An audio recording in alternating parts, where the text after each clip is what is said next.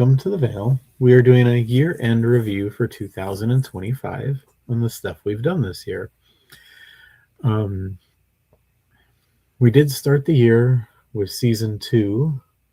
Yep, we started with season 2 and worked until April. Yeah. Until I did my series on Albert Fish. And then life kind of got busy. Sure. And we are coming back 2026. We're revamping some of our podcast stuff. We decided to do the Creeps and Cocktails and continue on with different serial killers or creepy events that took place. Do some deep dives into psychology because that was most of our feedback. And like audience members, we meet with them like face to face, and they would always talk about like how they enjoyed those. And so we thought we'd stick with that. Yeah, and then kind of with the intention of at least two episodes a month, somewhere around there, depending on who it's about. Sometimes a 2-3-parter. Yeah. No set dates so that we can get the research right and that we can get most organized and best product we can put out there. Because somebody has a life and he's too busy. I'm just kidding. So funny. So we can talk a little bit. We wanted to talk a little bit about what we did this year. Yep. And some plans for next year. We didn't quite disappear. We just didn't really do a whole lot on the podcast thing this year. We were getting ideas and getting more ideas, but as life has it, we were just gotten pretty busy and couldn't really focus on the podcast. But from January to April, we did a really good job keeping up. Then we decided to break off from the paranormal for a little bit and both take some time away for our other love, because we both have the love for theater. And so I got involved with a couple projects as a stage manager, and Nick got involved with a couple projects as performing. So that took us from May to September, October. Yeah. And then we went out on a couple more investigations, and we're sort of bringing everything back. So what was the first place we want to talk about?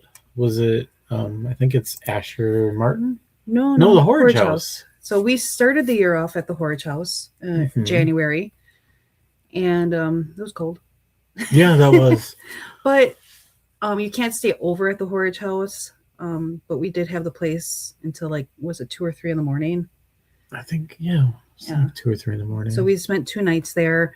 We were at a close by Airbnb that had the cutest little chicken coop in the back, and I like the chickens. Yes. The thing I liked about here, this was the one that had the sunroom that had the cameras. No, we stayed in there. We were able to sleep in there. No, you're right. You could stay over there. We just didn't know that for sure, and that's why we got the Airbnb. Because we also weren't sure about the heat. No, this isn't. Asher Martin's the one that had the cameras. Asher Martin had the cameras. Yeah, this is the one that didn't have the heat. We didn't stay here overnight. That's right. Yeah. So we went out there in January. If I recall correctly, not a whole lot of information here. Not really. Evidence. No, this was kind of one of our lighter evidence ones. Yeah. Not saying there's no spirits there, but it's we didn't really have a whole lot of interaction. No. This was when it was a little colder, so it was tough to tell with our equipment. As you know, when you're in the cold, you can't really tell when something's there. So, but it was fun to be there. Yeah. And after that, we went over to what was called like the Czech Village, and just kind of walked around the area and learned a little bit about the Czech heritage there. Yep. And went into a few restaurants and stores. I think we each got like a little souvenir from there. Right. Actually, just a second, I can find the souvenir I got. Oh, he's gonna go get the souvenir. One of the fun things about being a duo team is we know each other's schedules, so we know when we work and when we're off, when we have family stuff, and so we can make plans to just one another So to go to these locations. And then when we are at these locations, it's really just me and him, unless we collab with another team.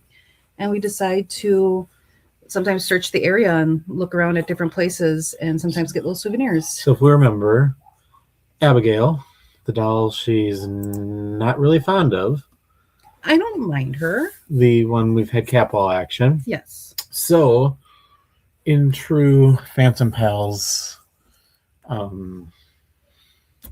style, we got a check doll. Yeah. No, I don't think she's haunted. No, she's cute. But it's interesting. It's in the different style, so it's kind of cool. So I'll have to put her back to my Lego cat. So that was our first run to start the year off. We Mhm. decided to run out to Horridge House. That was in Iowa. yes, and then we went to Brumder, which we've been to many times. This time was a little different. So Brumder is like a location that I just have a love for. I love the home. I love the history. You'll and see a lot of live stuff between us when we're there. Yeah. We just enjoy being at Brumder. Plus, it's like something to do in the winter where we know that there's heat. We know that there's food. We know that everything will be kind of secure. Yeah. And we can like take showers. Is that when we watched the... Yes. And so they have a magic show, Two Yep. Brothers, One Mind. That's right. And Nick was pulled up on stage. Yep. That was fun. And if they are watching, they did mention doing their show with a paranormal tour thing after it. So hopefully we could ever collaborate with them someday. Yeah. So we did get some action in the saloon down for the theater area where they performed afterwards, and the yeah, they kind of stayed with us to do one some of them did, yes. Yeah, to do part of the investigation with us, and he was enjoying it. Yeah. We were getting some dead bell action with what we think might have been Joe, the bodyguard. Right. There was some alcohol involved, like a shot glass filled to kind of trigger that. Yeah, we had some trigger objects. So I was just it's kind of a quick down low on that. We've done many things there, just not necessarily got super activity. We don't get a lot of activity when we're there, but that was the most activity because there was a lot of interaction with the dead bell. But we haven't also gone where we've booked it for just paranormal. We've investigated and stayed there, but right. But we didn't like book it for like we have the whole place for the whole weekend, yeah, right, or something. So, but it was kind of a just do an investigation of the. I think that downstairs. Was February. Yeah, February-ish. Yep. And that was really just to get us moving because the next month we had a bigger investigation right here at Asher Walton House. And this is the one that had the cameras. No. Yeah. Yeah, this is the one that had cameras in there in all the rooms, and had a command center. So if you go with a bigger team, which we were supposed to have more people, unfortunately, it just didn't work out. So didn't work out. So we ended up doing it as a duo, and it was actually probably a good thing because of the way the voices traveled in the house. That was a 2-nighter. The first night we got nothing. Lies. While we were awake, we got nothing. Okay, there we go. When we were setting up doing things, we really didn't get much interaction that first night. No, but we didn't get direct interaction. But the super cool thing that happened that night was we had gone to bed, and next to the master bedroom is what would be the nursery. And at that time, there were 2 doors to go into the nursery. You can either go in through the master bedroom, which adjoined into the nursery, and you can walk through like their walk-through closet and go to the nursery, or there was a door in the hallway that also led to the nursery, which usually is what the housekeeper or maids would use because they would also take care of the kids. And the housekeeper maid was meant to be not seen and not heard. Right. So she would take care of the kids and walk into the nursery through that entrance and not have to go into the master bedroom. So while I wasn't quite asleep, but he was, He was out because it was like 2:30 I in don't the know what you're morning. talking about. He was out. I was trying to fall asleep and I heard a huge crash coming from the nursery, sort of by that doorway where they would typically go in on that doorway to get the kids. Mhm. Um, you can hear it on our recorder. It was definitely a crash. And then you can hear me get up and start saying something because I had mentioned to him, I'm like, did you hear that? Like I shot straight up in bed. I'm like, did you hear that? And he was like, did you hear something? And then he went to sleep. And I Yeah. was like, I heard that. I know I No, heard that. no. The second day, though, we hope not the owner, but one of the caretakers, Yeah. build a e-bikes, Yeah. That was fun. interacted with him, um, while so that way we seem more approachable the next night. Just more, our, it was kind of, I guess, what would you call it? Trust just, building. yeah. It's Yeah. just getting whatever's there comfortable with us. That's why I like staying 2 nights at places. And in now a bathroom, but used to be maids' quarters. Yeah. We were told a story about some kid fell down the stairs at the place and died. That was the front stairs. Yeah, the front stairs. Yeah. And we were talking with the maid through the dead bell.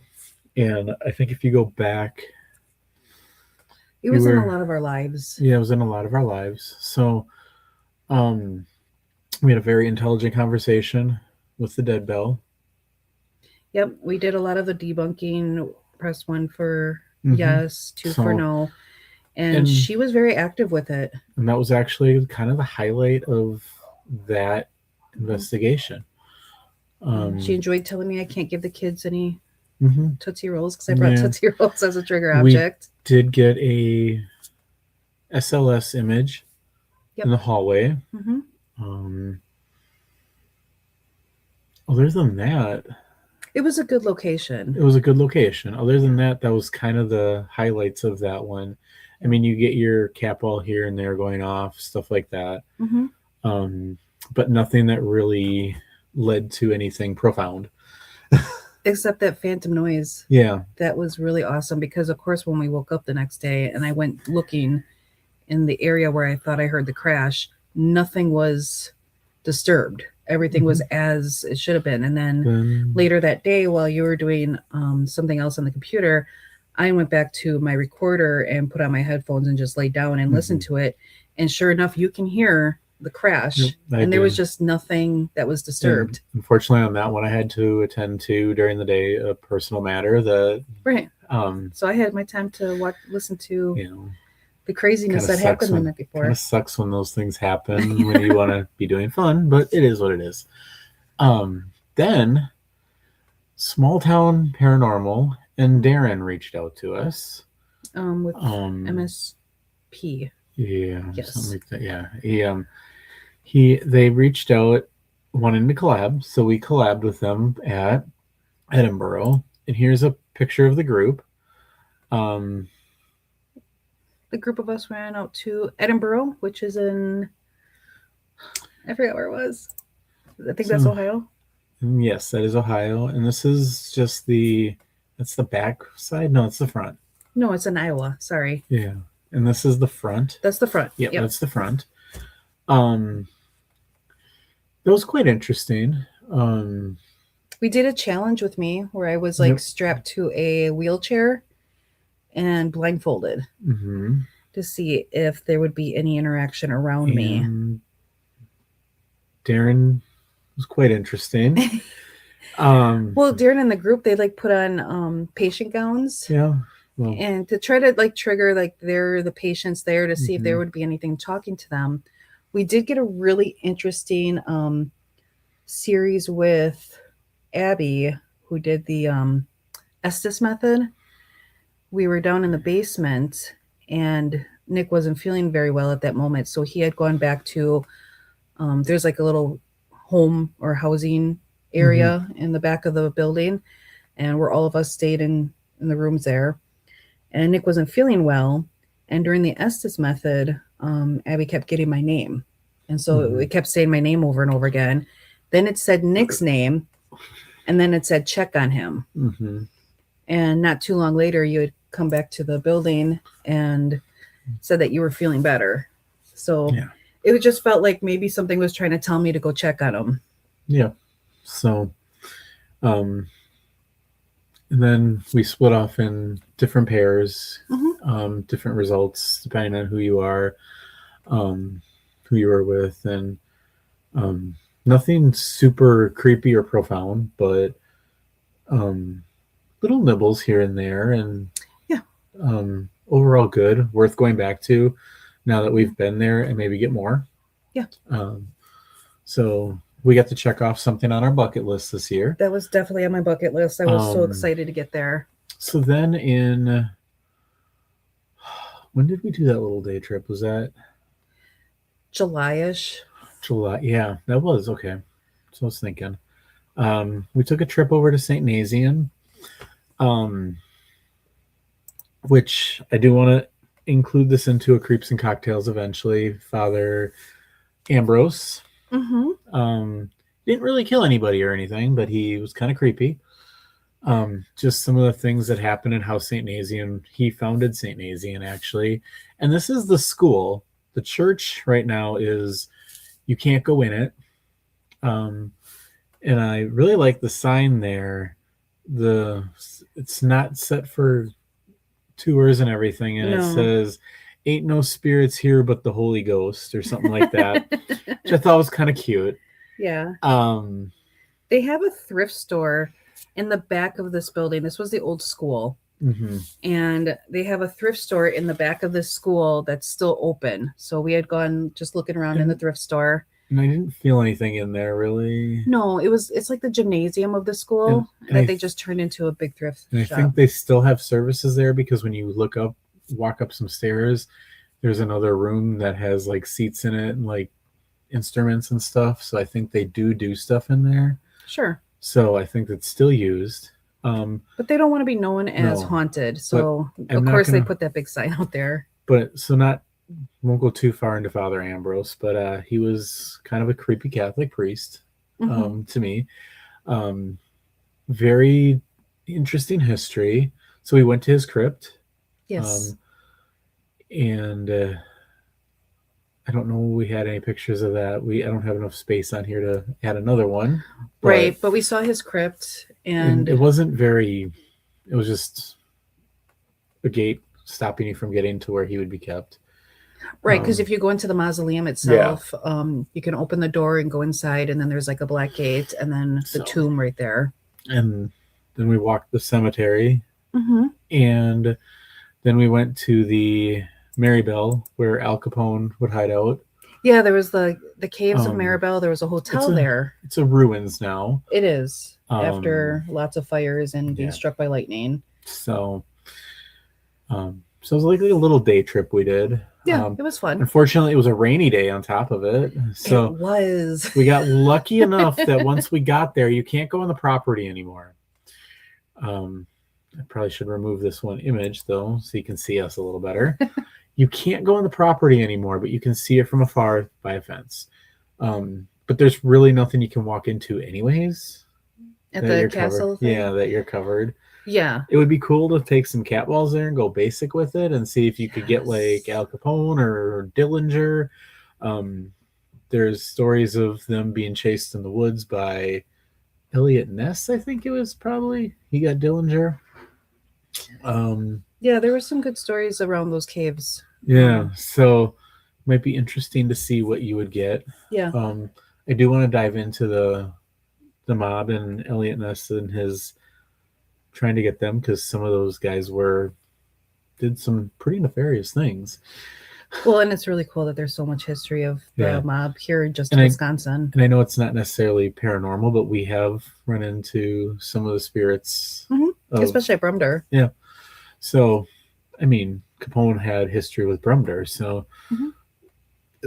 then we ended the year kind of, well... Because we took a little break after July. And we was that day trip. but you were still part of other things. Yeah. So September, your show's wrapped up, and it was Uh-huh. just in time because October brought upon two more investigations. Berlin Tannery, Berlin Tannery. which the um, evidence is going to be out there for that. Yep. We have talked about that on our on that evidence footage. So I think biggest thing, we got to work with Blaine again, Mm-hmm. or I got to work with Blaine again. She got to meet Blaine, who I worked with when I did the Sheboygan Asylum. Okay. We had some intelligent conversation in the portal room. Yep. Very hours, a good hour of footage just talking to one person. Mm-hmm. And some awesome music box, and Yeah. dead bell action. Yes. So this was, I think, overall probably one of our better ones. I think that was a good investigation. Probably one of our best interaction with the music box, which was crazy. I was a little off to start it because we hadn't really done any investigating for 5 months. Yeah. But you got into it more as we had more people, or as Blaine joined us and we got more interaction. Right. You kind of came back.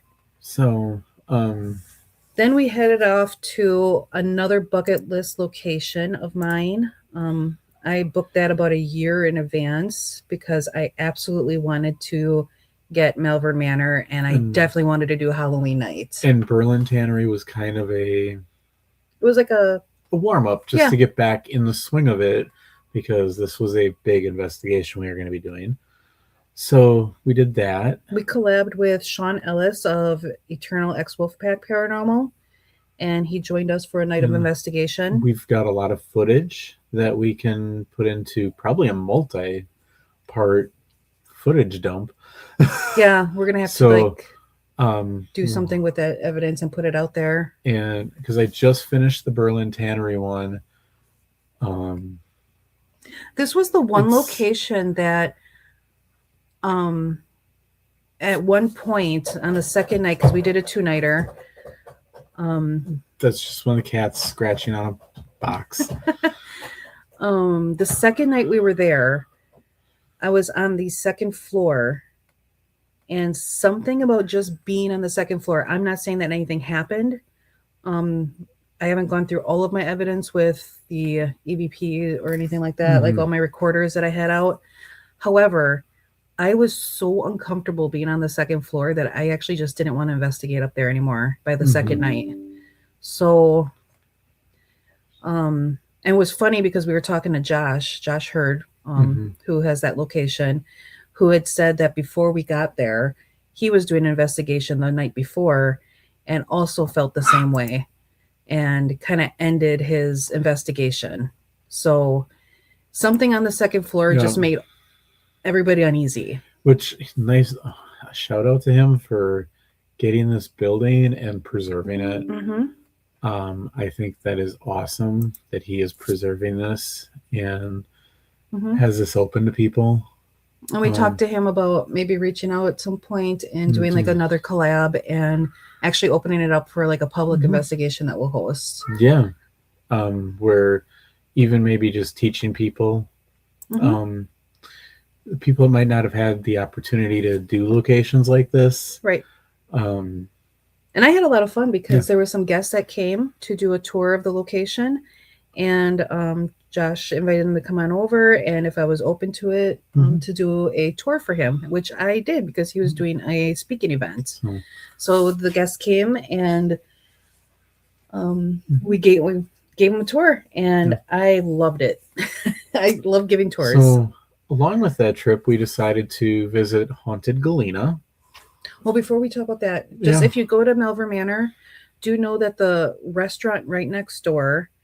Oh, yes. I had a picture of that. We do want to bring them up, but we're going to bring that up in our evidence video. Yes. If you go to the restaurant right next door, it was like, I forget the name of it now. But you can sign their wall. I can actually find it on my phone. I probably have it. But you can. I took a picture of the sign, probably. Yeah. But yeah, it's we started doing a tradition there. We actually got the owner to open up a spot on the wall for paranormal teams that come through. So all the paranormal teams pretty much go and eat there. So the The paranormal, salty heifer. the salty heifer, yes, I knew it was something like that. Um, Yes. and so go there if you're a paranormal team, especially, Yes. and Because sign the she'll have wall. you sign the Because wall. me, Leah, and Sean are the first ones Hmm. to have signed that wall.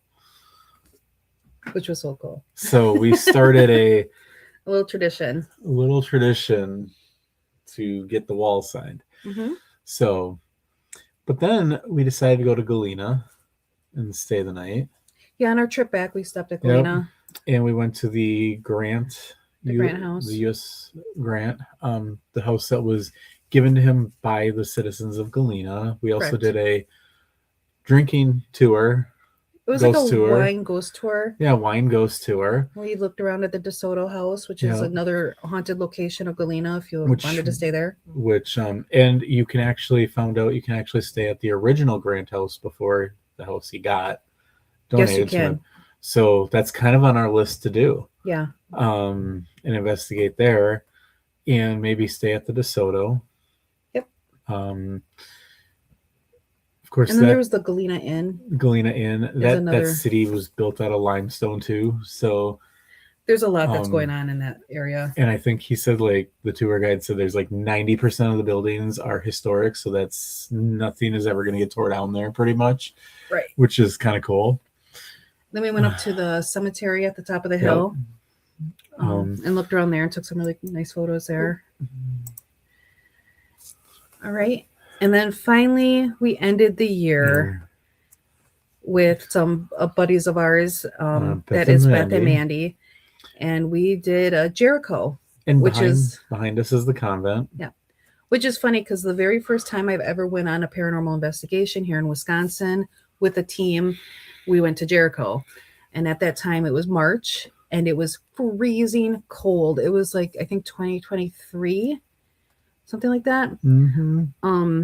No heat. I mean, we were just freezing. We ended up leaving the facility early because we were just too cold to even investigate. Yeah. And then here we are in December of 2025 with the same snow and cold, but we actually had some heat this time and made it through the night. Well, we had heat to a certain point. Yeah. The heater was broke, or the furnace was down, so Right. the convent was not heated itself. Right. We had heaters, But we Right. had like these giant size heaters. You turn them on, and it's like you hear this fire going, and it's like wow. And but you did get to warm up. you did get to warm up. Yes. It got very windy. We really didn't get to investigate the church upstairs very much, and it was really bad. In the school on the second floor, it was super cold. We would have froze. Yeah, but we Um, did get some activity in the school's basement. Yes, we did. It was kind of in a mirror room, so I think it was a portal. Right. So it wasn't intelligent activity. I think it was just spirits coming back and forth. Right. We didn't get any intelligent responses from the bell, but the bell kept going off at random The times. basement of the church, we kind of We we got got some nibbles, but with the like the cat temperature, ball and stuff like that. but with the temperature, it was tough to tell, like with the dead bell, what was legit and what wasn't. But here's another story. We don't have this on video because we didn't video this, but at the basement of the church, there is a room in the back of the kitchen. And they had stated that there might have been some sort of elemental energy there. So what I did is I put our dead bell in that room. And then what we always do is we kind of we have a battery charger on it, and then we separate the two with a long cord. I even think we had a bell ding back there once. I didn't hear it. I thought we had a bell ding back there one time. I can't remember. So we had the cords connected to the bell and the charger. I put the bell on a table and the charger a little bit further away on a chair. And we kind of left the room and we focused on other areas. When we were cleaning up, though, I went in there to grab the bell, and the bell didn't have the charger was pulled out of the charging cord was pulled out of the charger and laying on the floor by the bell. Yep. So that was cool. I have nothing showing what happened there, though. We just walked in and it was taken apart, and we're like, what the heck? So But that was a fun moment. yep. So But we did go up to the church and looked around, but by then it was about 2:30, 3 o'clock in the morning. a lot of the windows are boarded, so the temperature is not kept out of there. It's like you're outside. It was freezing, and the Um, wind really picked up that night. So it was it like was- one of our windier winter nights. And it was really tough to do any evidence in there. We did have cat balls going off at the altar. Yes, often. Often, and that is one place where there is activity and there was questions, and on command, cat balls did go off. Yeah. So we did get some kind of conversation. We asked them to use other technology, and maybe with the temperature, that technology they were trying, and that technology just wasn't working. Because it was only the cat cold. balls. Yeah. So, kind of like when we did. The one with Sean Melvern. We used cameras. We tried to use dead bell. We tried a lot of other things, but the night when it was just us, when we went back to the basics, cat balls were setting up in rooms that we didn't investigate that first night with Sean. We were getting cat ball action right by the door of maybe patients coming out. So we went back to the basics and got a little bit more interaction. Yeah. So, and you'll see as we talk about Melbourne in another episode when we do our investigation episode, we'll talk a little bit about the shadow figure that we possibly captured on our cameras that night. So, which I am trying to find that spot on the video still. I just got Berlin done, so I can focus a little more on Melbourne next. But with that, we had a good 2025 year. 2026, we are shooting for. We don't have a date for the first episodes to come out. I want to say in January, February, we're going to get back to putting new stuff out. Solely Creeps and Cocktails, of course. Yes. And to my knowledge, Leah's working on H.H. Holmes. I am. So he's going to be our first. Yep, that's going to be our next guy. I've got a John Edwards Robinson I'm looking into. Okay. To start. I also have started a Stephen Avery one. He's convicted, of course, but he's also been exonerated once, so thought it was kind of an interesting case. Okay. And for like investigations next year, we do have lined up already the Night House, which is going to be in March.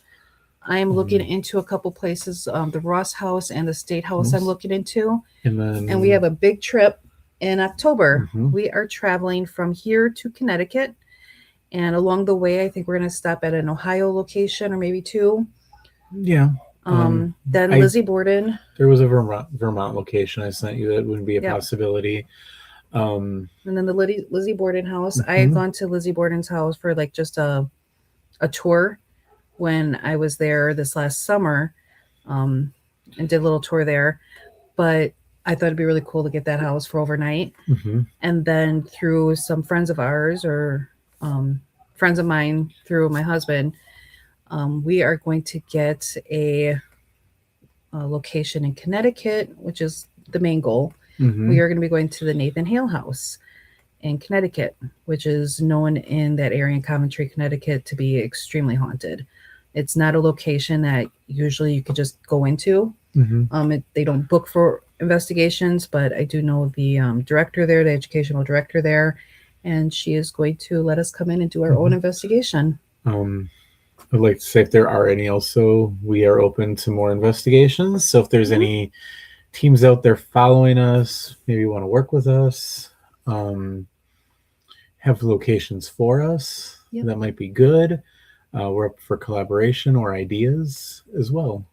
Yeah, I mean, we are a duo that does like to travel, and that's probably the best part of being a duo team is because we know each other's schedules so well and work well together, we can plan out-of-state trips very easily. And I know with bigger groups, that's harder to do because you're trying to plan everybody's vacation time and work time. The downfalls of being just a duo team, I think, is you want to get into like these bigger locations like Randolph Asylum and stuff like that. or we would have to pay the coverage of that cost, and it's pretty expensive. Mm-hmm. And then it's just the two of us that we can't get to every place in those bigger locations because Right. there's just two. So But it's fun to kind of bring in other teams. Like, again, we worked with Small Town Paranormal. We're going to work with them again this year. Right. Beth and Mandy, Darren, Sean yeah, on his group. I mean, if groups ever want to collab, we are good at collabing. We have some other ones that we've been talking to as well, trying to get some ideas out there. So at the end of this video, I will pop up our email, Yep. And our contacts as well, so that if anybody wants to get a hold of us, we're open to ideas, maybe thoughts of where to go, or if there's groups that are needing people to investigate with to lower their costs. We predominantly we're more Midwest, but depending on the location and timing, we could do a lot more. Yeah. So I mean, that big trip this year is going to be a lot of fun. Yeah. It's like a week-long trip we're taking. It is. So he's going to get annoyed with me. Yeah. Oh, you didn't have to agree that fast. Yeah, I probably am. He agreed fast. But oh my gosh. She's good at it. I like to take control.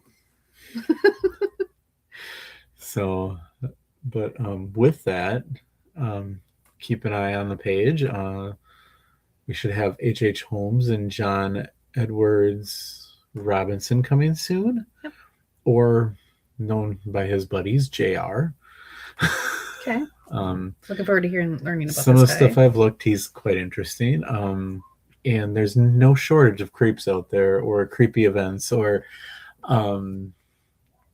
like while we were preparing for this, I saw a thing on with Death Cap mushroom murders, which this lady was killing people by feeding them poisonous mushrooms. Fantastic. So, I mean, there is no shortage out there of maybe stuff people haven't heard of. Yeah. Weird things.